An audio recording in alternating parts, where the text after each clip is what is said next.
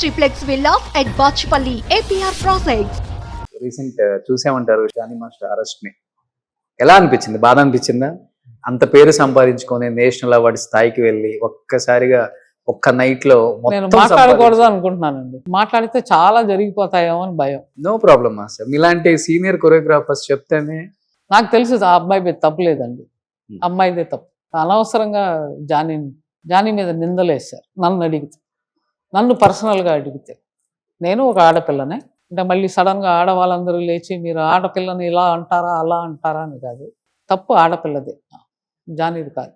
So అనవసరంగా నాకెందుకు అలా అనిపించింది.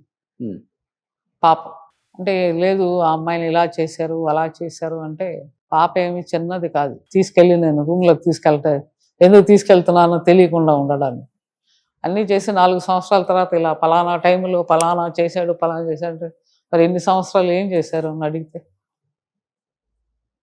ఇంకా తనలో మంచితనం ఉంది కనుక ఒప్పుకున్నాడు. అలా ఒప్పుకునే వాళ్ళని ఎవరున్నారు చూపించండి. Maybe he's in love with her, maybe the circumstances are like that.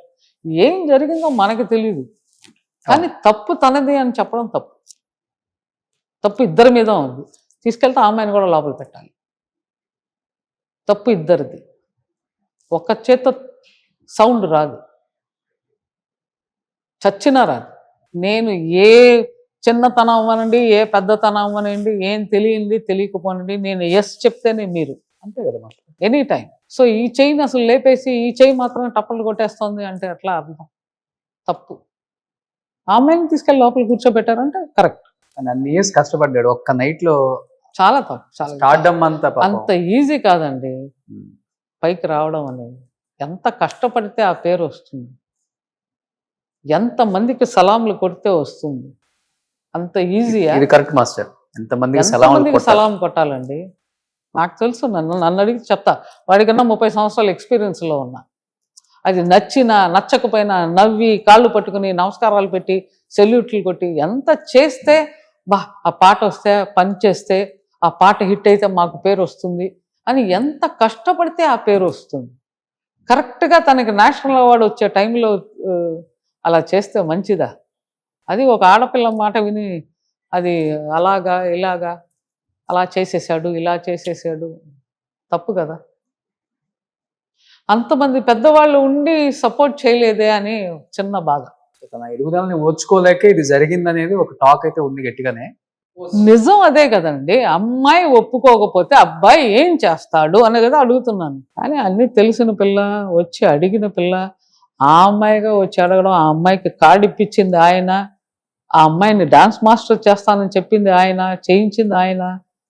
అంటే మీకు అన్నీ కావాల్సినవన్నీ చేయించుకున్న తర్వాత మీరు ఆమె మీద ఒక వేస్తే అది జనాలు నమ్ముతున్నారన్నారు.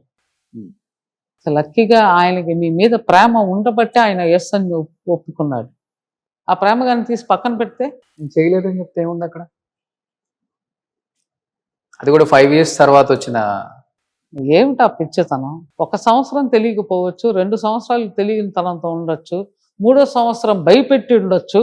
నువ్వు చెప్పేస్తే నేను నిన్ను పనిలోంచి తీసేస్తాను అని భయపెట్టి ఉండొచ్చు. అన్నిటికీ భయాలే నా లైఫ్లో.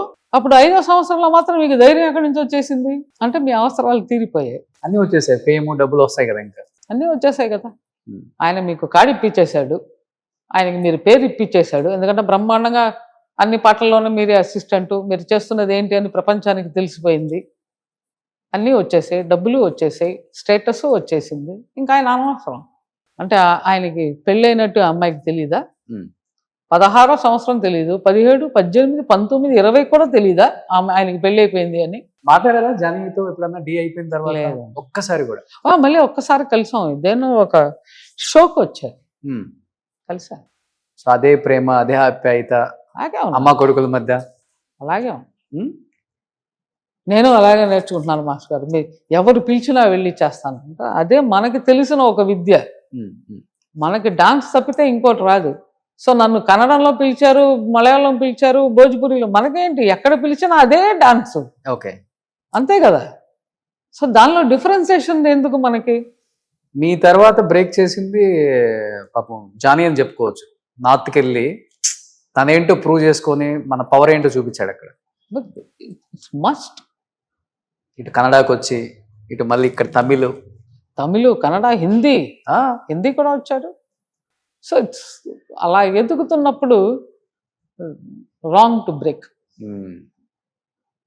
ఎప్పుడన్నా మాట్లాడాలనిపించిందా జానీతో? లేదండి, ఆ? నేను హ్యాపీగా చూసి ఆనందిస్తాను. నాకు ఒకసారి happy that they are growing.